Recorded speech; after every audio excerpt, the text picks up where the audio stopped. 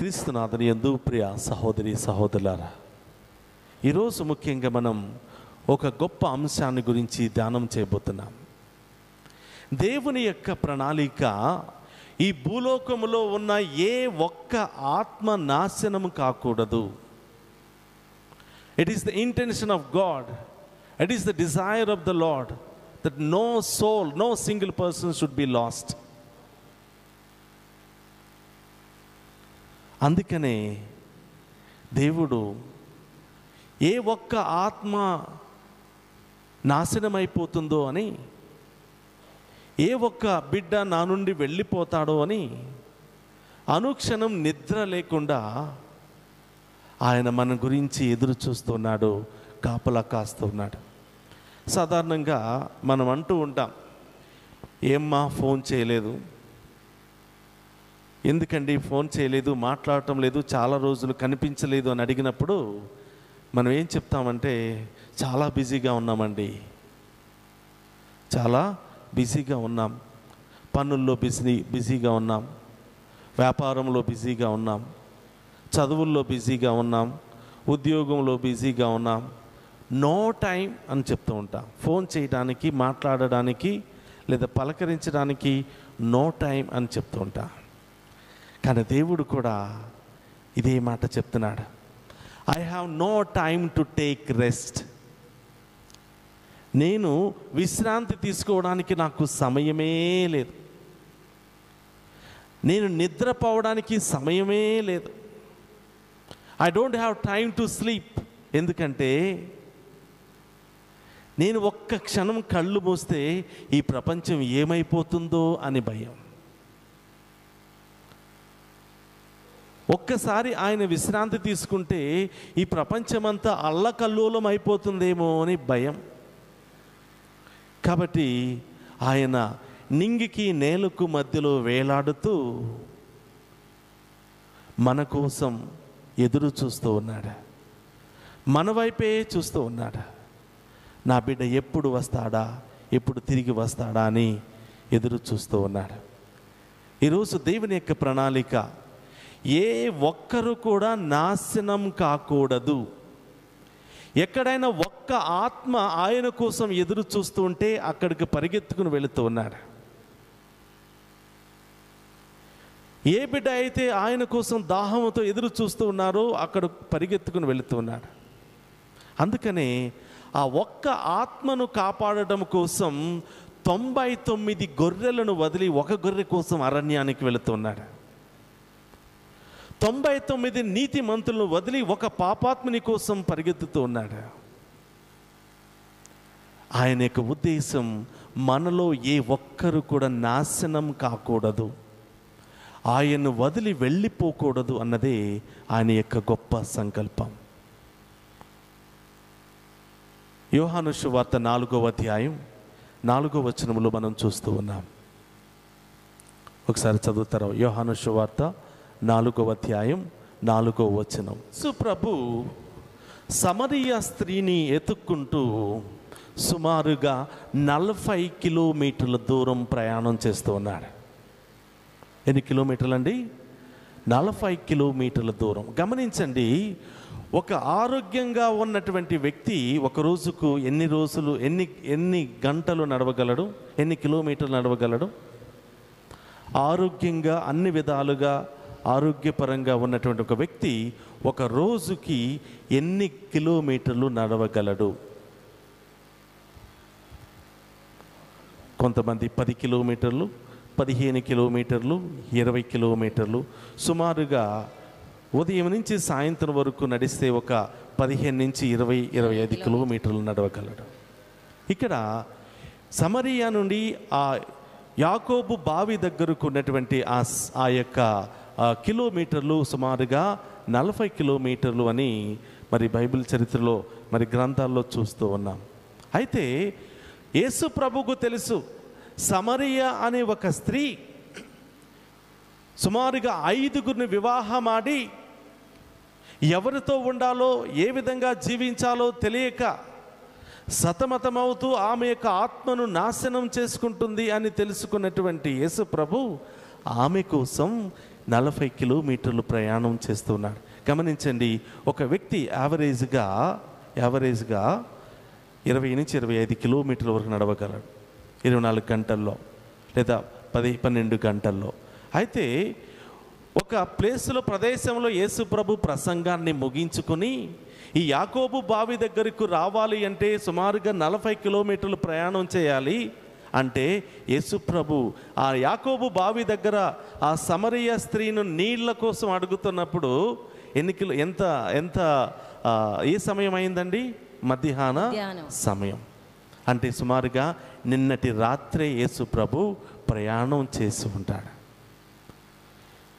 ఆయన విశ్రాంతి తీసుకోకుండా, నిద్రపోకుండా శిష్యుల సమేతంగా వచ్చి ఆమెను కలిసి ఆమెను రక్షించాలన్నదే యేసు ప్రభు యొక్క సంకల్పం. కాబట్టి ప్రియ సహోదరి సహోదరులారా, ఇక్కడ ఉన్నటువంటి మనలో ఏ ఒక్కరి ఆత్మ నాశనం కాకూడదని ఆయన దివారాత్రులు నిద్రపోకుండా మన కోసం ఎదురు చూస్తూ ఉన్నాడు. మన కోసం, మన యొక్క మారు మనసు కోసం ఎదురు చూస్తున్నాడు.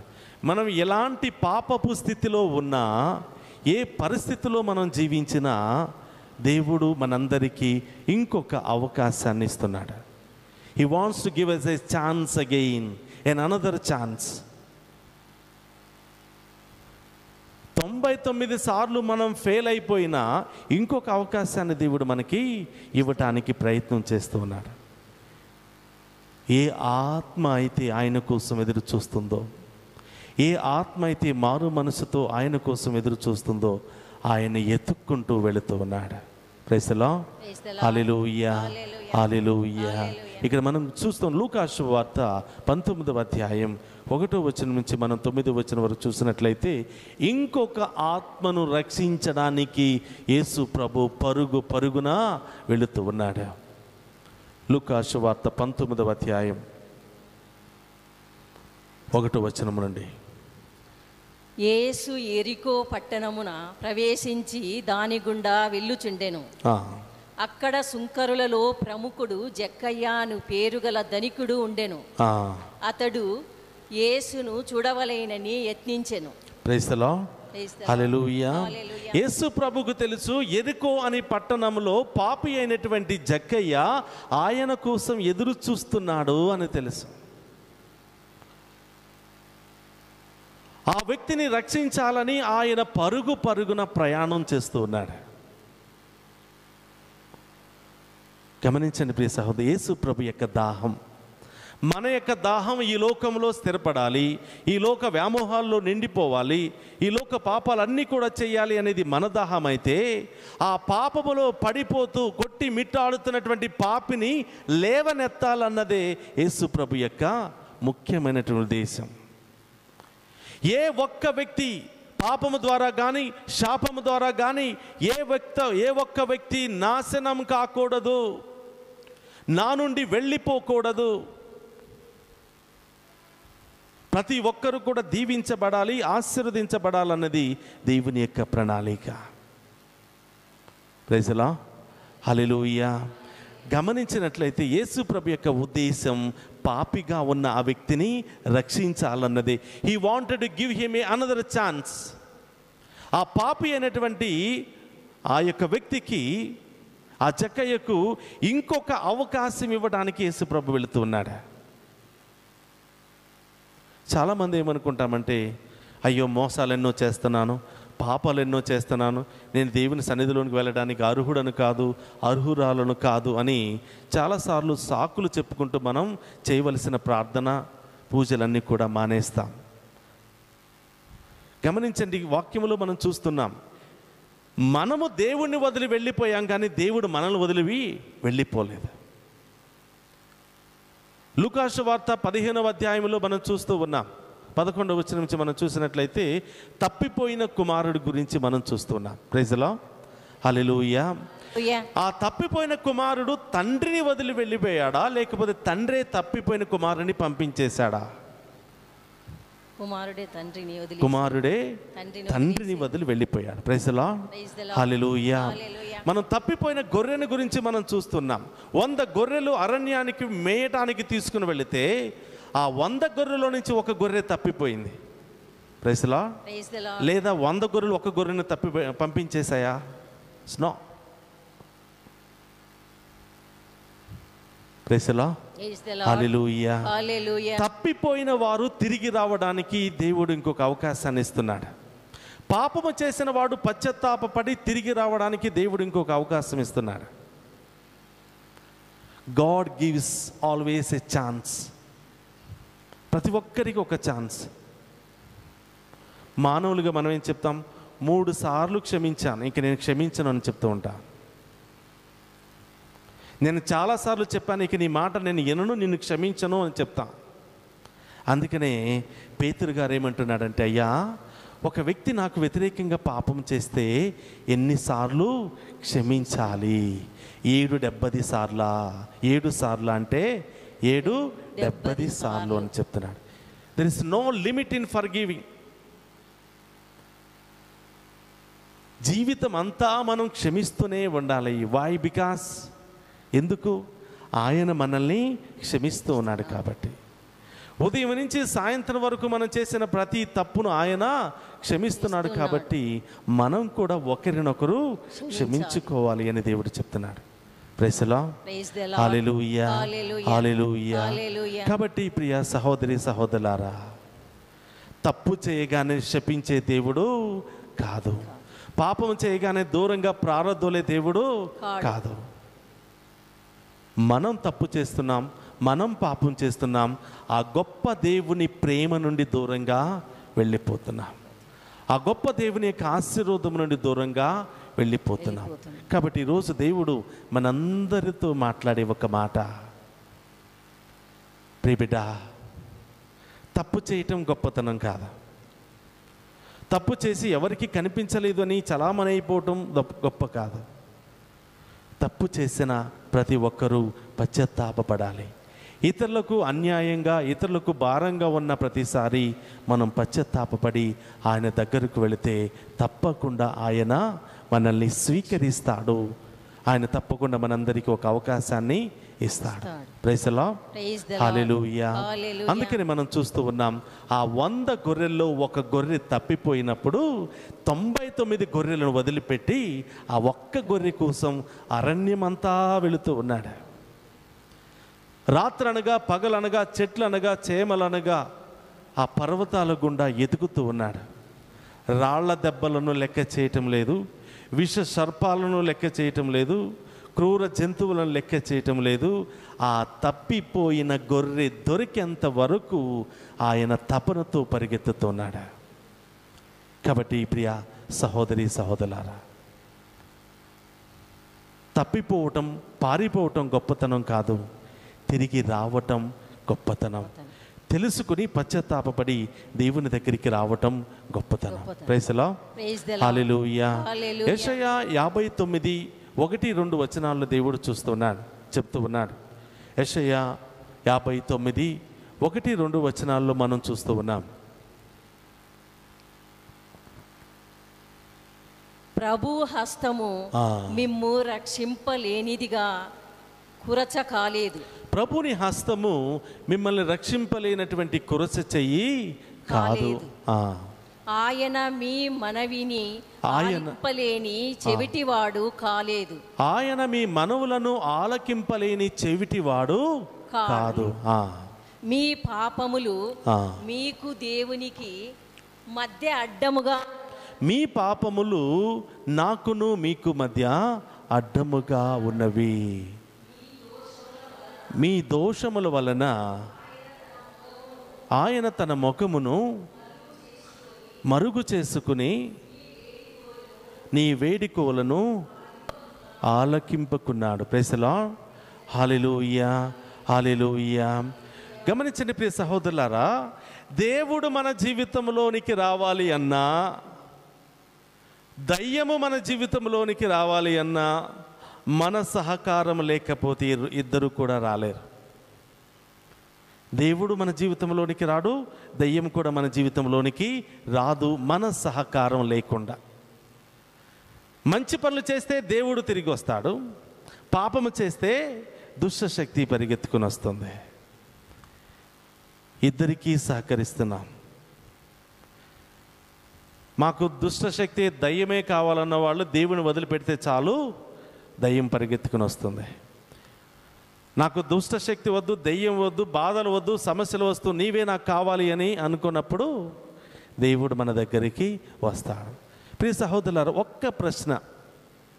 భూమిని ఆకాశాన్ని సృష్టించినటువంటి దేవునికి మనల్ని తాకి స్వస్థపరచడానికి మన పర్మిషన్ అవసరమా? ఆయనకు మన పర్మిషన్ అవసరమా? అవసరం లేదు. భూమిని ఆకాశాన్ని ఒకే ఒక్క మాటతో సృష్టించినటువంటి ఆ దేవునికి మన కుటుంబంలో ఏ సమస్యలు ఉన్నాయో తెలియదా? మన జీవితంలో ఏ సమస్యలు ఉన్నాయో తెలియదా? తెలుసు. కానీ ఎందుకు దేవుడు మన జీవితంలోనికి వచ్చే సమస్యలు తీర్చలేకపోతున్నాడు? వై? ప్రైజ్ ది లార్డ్, హల్లెలూయా. గమనించండి, మీ విచారణ స్వామి వచ్చి ఒక జపమాల ఫ్రీగా ఇచ్చారనుకోండి, అవునా? ఫ్రీగా ఇస్తే ఒక 2-3 రోజులు ధరించుకుంటారు. 3వ రోజున ఏ కిటికీలోనో లేకపోతే ఏ బెడ్ మీదో ఎక్కడో పడేస్తారు, అవునా? ఎందుకంటే you don't know the value of it.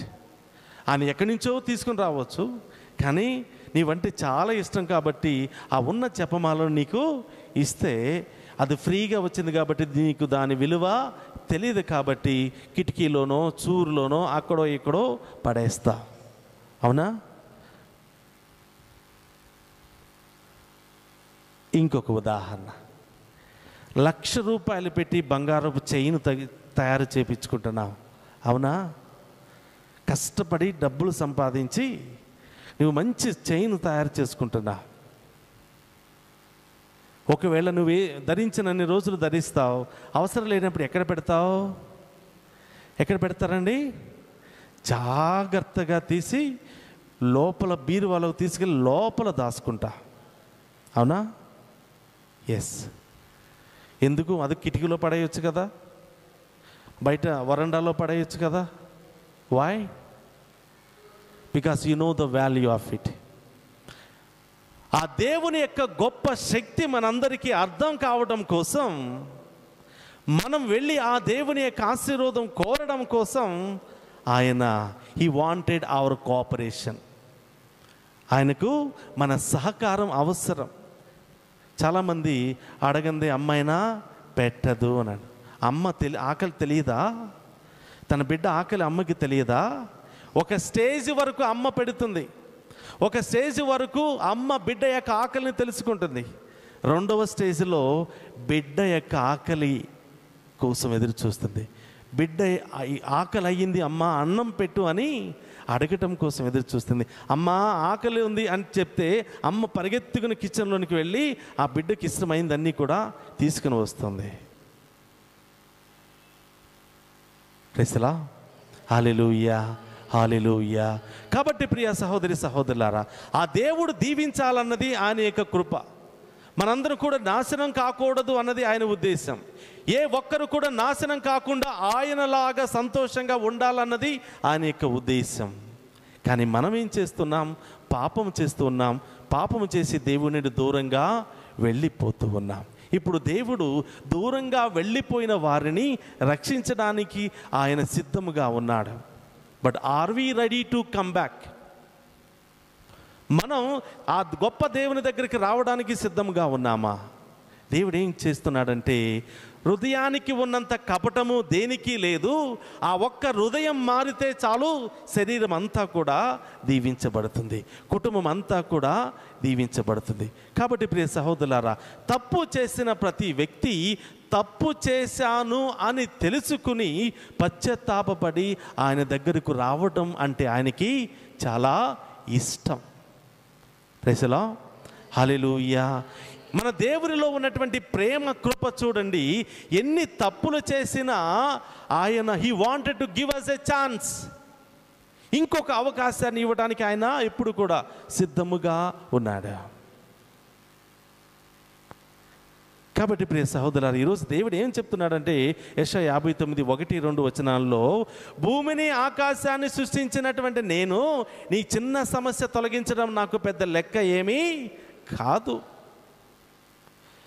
మీరు ప్రతిరోజు వచ్చి ప్రార్థన చేస్తూ ఉంటే, పదే పదే ప్రార్థన చేస్తూ ఉంటే వినిపించుకోలేనటువంటి చెవిటి వాడిని కూడా కాదు.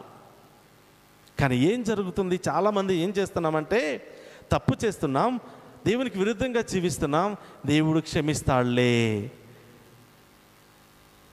దేవుడు ప్రేమిస్తాడులే అని మనం చేసిన తప్పు కోసం క్షమాపణ అడగలేకపోతున్నాం, పశ్చాత్తాపపడలేకపోతున్నాం. ఇక్కడ దేవుడు పరిగెత్తుకుని వెళుతున్నాడు. ప్రతి సందు గుండా, ప్రతి గొంతు గుండా, ప్రతి పట్టణం గుండా, ప్రతి ఇంటి గుండా దేవుడు పరుగున వెళుతూ ఉన్నాడు. ఎందుకు వెళుతున్నాడంటే, ఏ బిడ్డ అయితే పాపములో ఉండి పశ్చాత్తాపపడి నా దీవెన కోసం ఎదురు చూస్తుందో ఆ బిడ్డను దీవించడానికి ఆయన పరుగున వెళుతూ ఉన్నాడు. Praise the lord, hallelujah.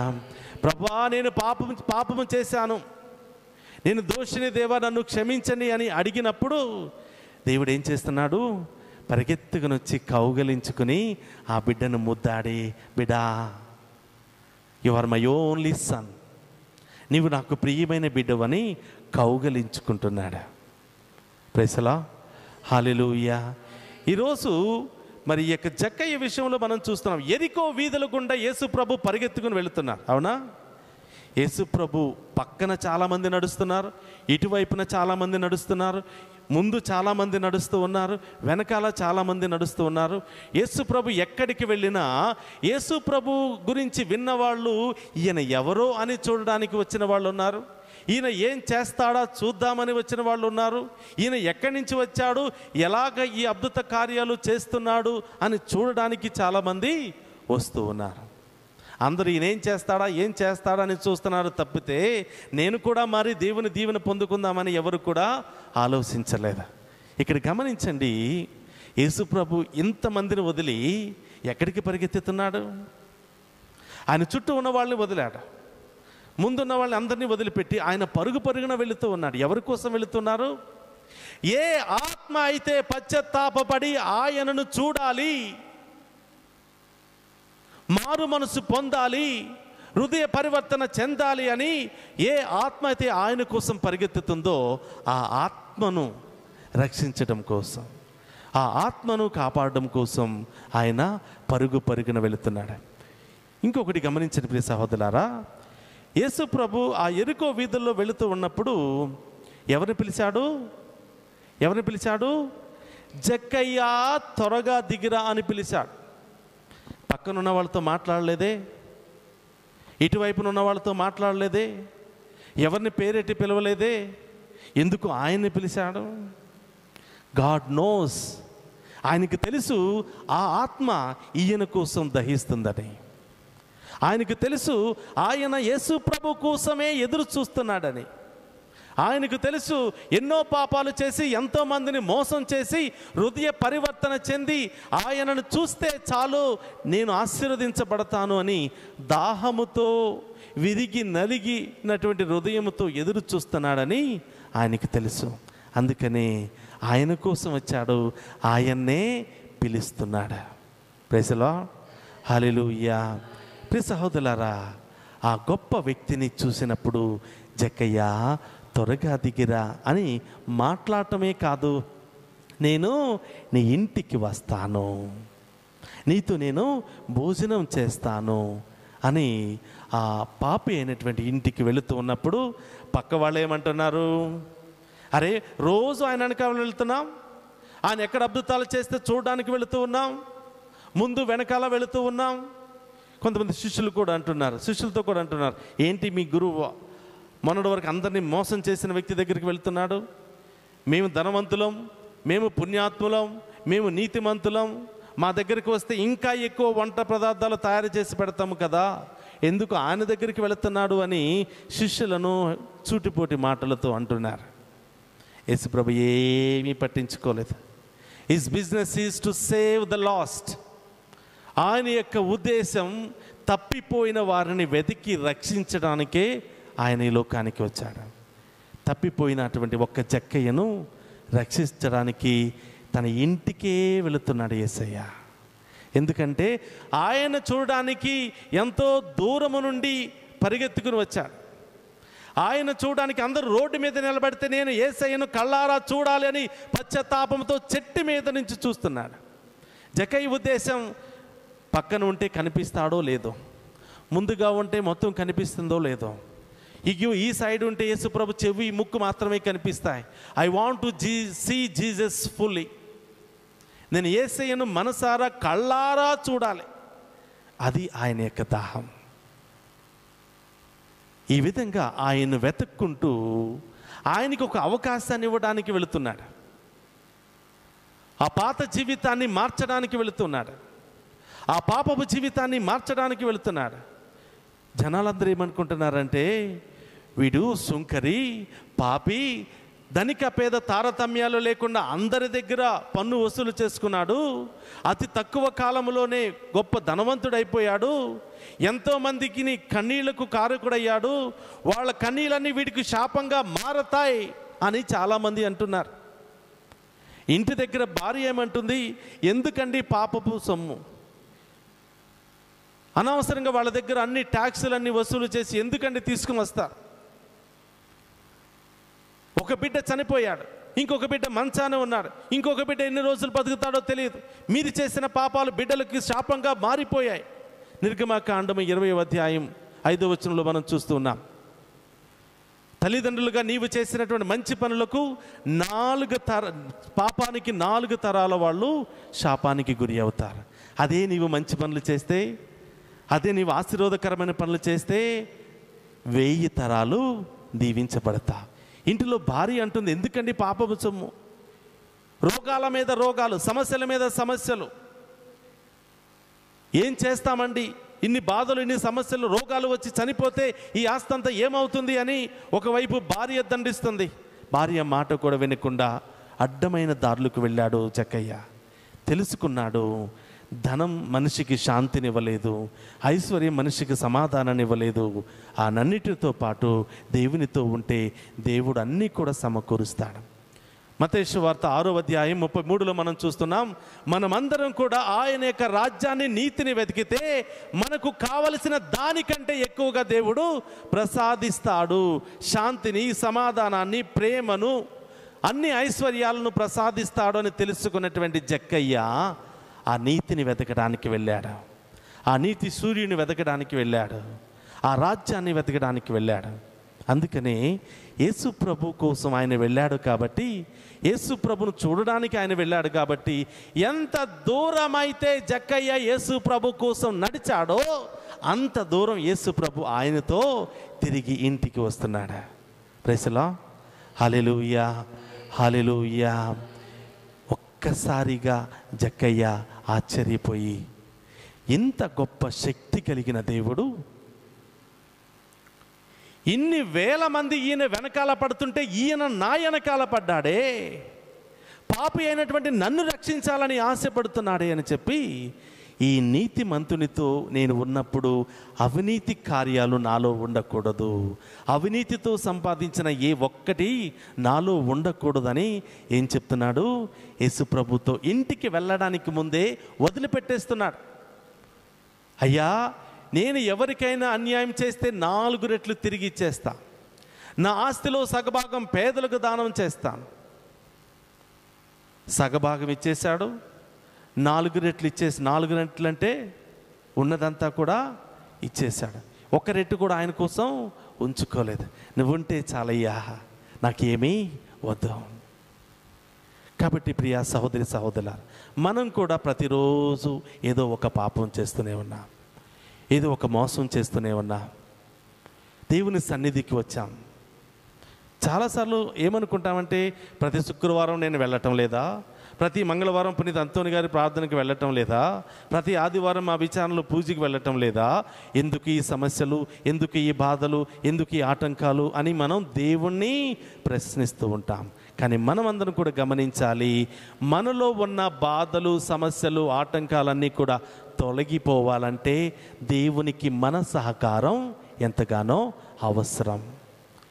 He's waiting for hour cooperation. అన్నీ సిద్ధంగా ఉన్నాయి. మన కోసం ఆయన దాసి ఉంచినటువంటి వరాలన్నీ కూడా సిద్ధంగా ఉన్నాయి. కానీ తీసుకోవడానికి మనం సిద్ధంగా ఉన్నామా? అవి తీసుకోవాలంటే మనం కొన్ని వదిలిపెట్టుకోవాలి. పాపాన్ని వదిలిపెట్టుకోవాలి, దేవునికి ఇష్టం లేనన్నిటినీ వదిలిపెట్టుకోవాలి. అప్పుడు మనం యోగ్యతతో ఆ దేవుడు మన కోసం ఇచ్చిన వరాలను మనం పొందుకుంటూ ఉన్నాం. Praise the lord. Hallelujah, hallelujah. అందుకని మనం చూస్తూ ఉన్నాం, దేవుడు పరుగు పరుగున వెళుతున్నాడంట. ఏ ఆత్మ అయితే ఆయన కోసం ఎదురు చూస్తుందో ఆయన రక్షించాలని ఎదురు చూస్తున్నారు. కానీ వెళుతూ ఉన్నప్పుడు మార్గ మధ్యంలో కొంతమంది ఏం చేస్తున్నారు? ప్రభా నన్ను కాపాడు, కానీ నా పాపాన్ని మాత్రం నేను వదిలిపెట్టుకోను. ప్రభా నన్ను దీవించు, నా కుటుంబాన్ని దీవించు, ఇదే పాపంలో నేను ఉంటాను, కానీ నీ దీవెనలన్నీ నాకు కావాలి అని అడుగుతున్నారంట. అప్పుడు దేవుడు ఏం చెప్తున్నాడు వాళ్ళ గురించి? ఆయన మొగాన్ని మరుగు చేసుకుని దాటిపోయి వెళ్ళిపోతున్నాడు, ఇంకొక ఇంటికి వెళ్ళిపోతున్నాడు. ప్రతిరోజు దేవుడు మన ఇంటికి వస్తున్నాడంట. ఈ ఇంటిలో ఈరోజు ఎవరైనా మారిన వాళ్ళు ఉన్నారా? ఈరోజు ఈ ఇంటిలో ఎవరైనా మారడానికి సిద్ధంగా ఉన్నారా? మారడానికి సిద్ధంగా ఉంటే దీవించడానికి నేను సిద్ధంగా ఉన్నా. నువ్వు మారేంత వరకు నేను ఎదురు చూస్తా. నువ్వు మారేంత వరకు నేను ఎదురు చూస్తా. ప్రతిరోజు నీ ఇంటికి వస్తా. నీవు మారి దుష్ట శక్తిలో పడి, ఈ లోకపు వ్యసనాల్లో పడి, నీ జీవితాన్ని ఈ లోక సైతానుకు దాసోహం చేసి నాశనం కాక ముందే నీవు పశ్చాత్తాపపడి నా దగ్గరికి వస్తే నిన్ను కౌగిలించుకుని సింహాసనం మీద కూర్చోబెడతా. Praise the lord. Hallelujah, hallelujah. ఇక్కడ జక్కయ్యకు దేవుడు ఒక అవకాశం ఇస్తున్నాడు.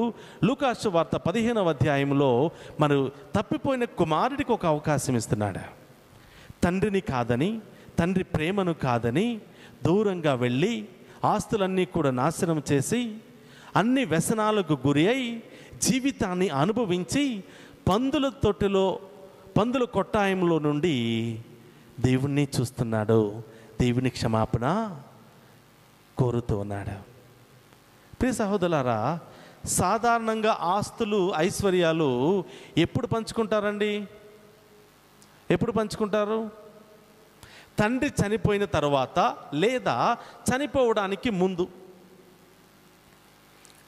ఎవరైనా కుమారులు తండ్రి దగ్గరకు వచ్చి, తండ్రికి వయసు ఉండంగానే, తండ్రికి ఆరోగ్యం ఉండంగానే, ఏ సమస్య లేకుండానే తండ్రి దగ్గరకు వచ్చి నా ఆస్తి నాకు పంచి ఇవ్వండి అని ఒక కుమారుడు తండ్రిని అడుగుతున్నాడంటే కారణం ఆ కుమారుని దృష్టిలో తండ్రి చనిపోయాడని అర్థం.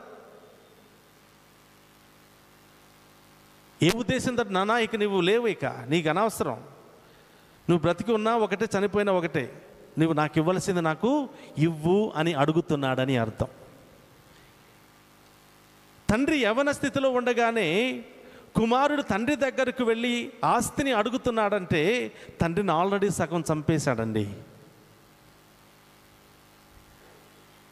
ఒక ఉన్నతమైనటువంటి స్థాయిలో పెరుగుతున్నటువంటి తండ్రి, ఎంతో పేరు ప్రఖ్యాతులతో పెరుగుతున్నటువంటి ఆ తండ్రి దగ్గరికి కుమారుడు వెళ్ళి ఏలెత్తి చూపించి నా ఆస్తి నాకు ఇస్తావా లేదా అని అన్నావంటే నీవు తండ్రిగా జీవించడం వేస్ట్. నాది నాకు ఇచ్చేయి, ఎప్పుడు చనిపోతావో తెలియదు, నా ఇష్టం వచ్చినట్టు నేను చేసుకుంటాను అని తండ్రిని అవమానపరచటం, తండ్రిని బాధపరచటం. పేరు ప్రఖ్యాతులున్నటువంటి ఆ తండ్రి 10 మందిలోనికి వెళ్ళినప్పుడు ఏంటండి మీ అబ్బాయి అలా చేశాడు, ఇంత పేరుంది కదా, ఇన్ని ప్రఖ్యాతులు ఉన్నాయి కదా, నీ మాట మీ అబ్బాయి వినలేకపోయాడే అని అన్నప్పుడు తండ్రి తలదించుకొని సగం చనిపోతున్నాడు. అలాంటి తండ్రిని అతి ఘోరంగా మోసం చేసి అవమానపరిచి ఆస్తినంతా కూడా సొమ్ము చేసుకుని చెప్పిన మాట కూడా వినకుండా వెళ్ళి ఇష్టానుసారంగా జీవిస్తున్నటువంటి ఆ కుమారుణ్ణి మనమైతే ఏమంటాం? పోతే పోయాడండి, నాకు ఒక్కడే కొడుకు, వాడితో సంబంధం లేదు అని మనం అంటూ ఉంటాం. కానీ ఈ తండ్రి ఏం చేస్తున్నాడు? ఆ గడప దాటి బయటికి వెళ్ళిన దగ్గర నుంచి తండ్రి మేడపైకి వెళ్ళి ఏ దారి గుండా కుమారుడు వెళ్ళాడో ఆ దారి వైపే చూస్తున్నాడంట. ఏదో ఒక రోజు నా బిడ్డ తిరిగి రాడా, ఏదో ఒక రోజు నా బిడ్డ ప్రాణాలతో తిరిగి రాడా. దేవుని ప్రార్థిస్తున్నాడు, ప్రభా వాడు ఎక్కడున్నా క్షేమంగా ఉండాలి ప్రభా, వాడిని ప్రాణాలతో తీసుకురా దేవా అని ప్రార్థిస్తున్నాడు. అది తండ్రి యొక్క ప్రేమ. ఏ క్షణాన అయినా కూడా నా బిడ్డ రావచ్చు అని ఎదురు చూస్తున్నాడంటే ఆ వచ్చినటువంటి బిడ్డకు ఒక అవకాశం ఇవ్వటం కోసమే, ఒక ఛాన్స్ ఇవ్వటం కోసమే. కాబట్టి ప్రియ సహోదరి సహోదరులారా, మన దేవుడు కూడా మన పక్షాన అదే విధంగా ప్రవర్తిస్తున్నాడు. మోసం చేస్తున్నాం, అబద్ధం ఆడుతున్నాం, ఎన్నో కార్యాలు తెలియకుండా చేస్తున్నాం, కానీ దేవుడు చెప్తున్నాడు, బిడ్డ I am waiting for you, I want to give a chance again.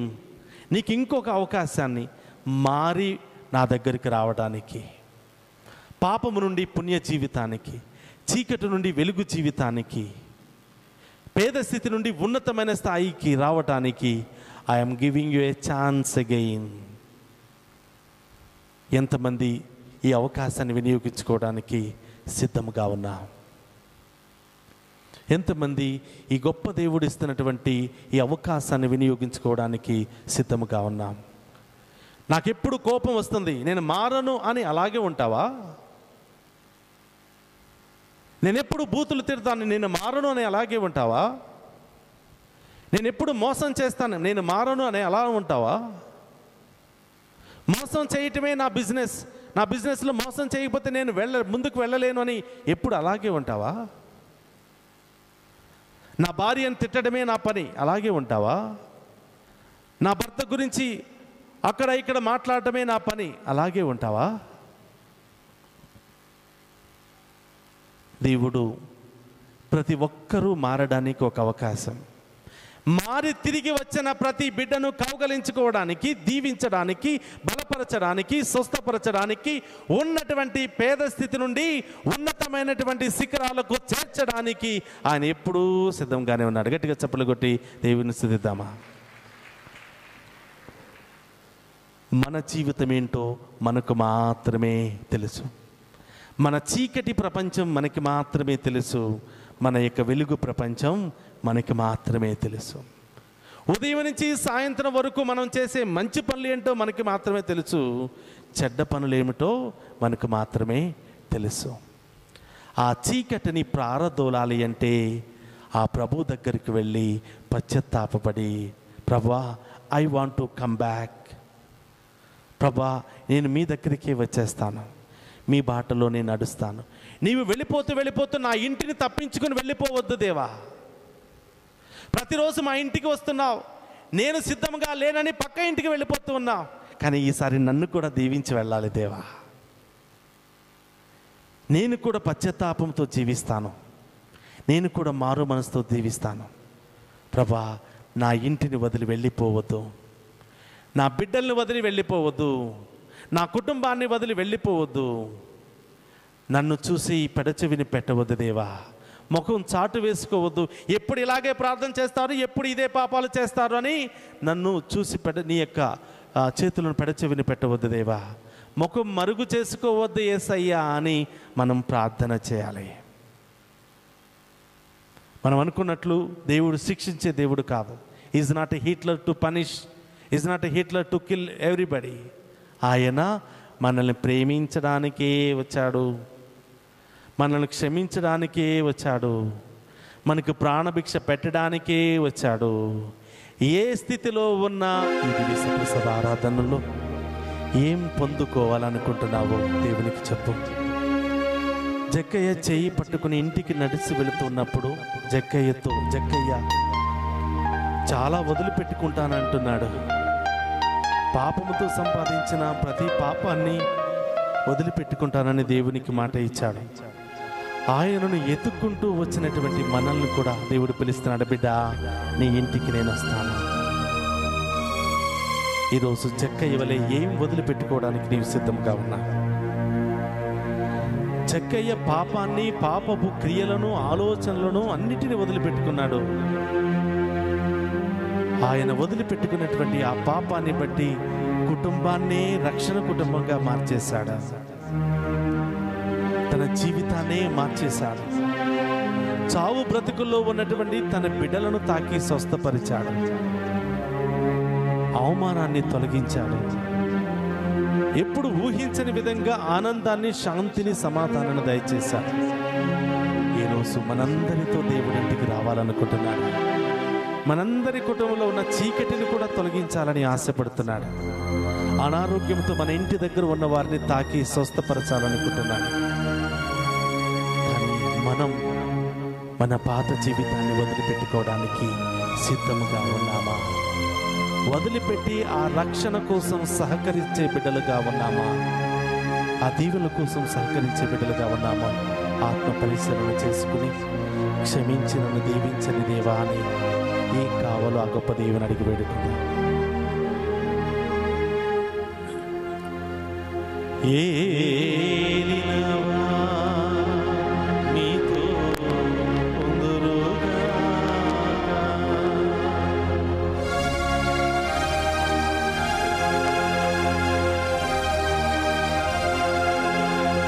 సర్వశక్తి గల సర్వేశ్వరుడు పితా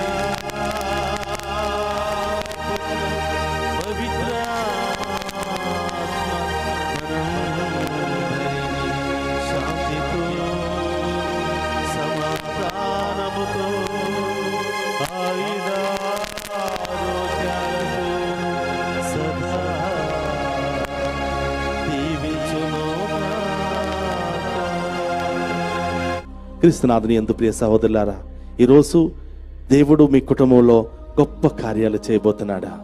గొప్ప స్వస్థతను దేవుడు చేయబోతున్నాడు. రేపే మీరు సాక్షిగా మారబోతున్నారు. దేవుని ఆరాధించడం ద్వారా, మీ ఇంటిలో నుండి దేవుని మహిమపరచడం ద్వారా దేవుడు నిన్ను తాకి స్వస్థపరచబోతున్నాడు. నీవు అక్కడ స్క్రోలింగ్ లో ఉన్నటువంటి నెంబర్ ఫోన్ చేసి ఎలాంటి దీవెన నుండి, ఎలాంటి సమస్య నుండి నీవు విడుదల పొందుకున్నావో దేవుని సాక్షిగా నీవు మారు.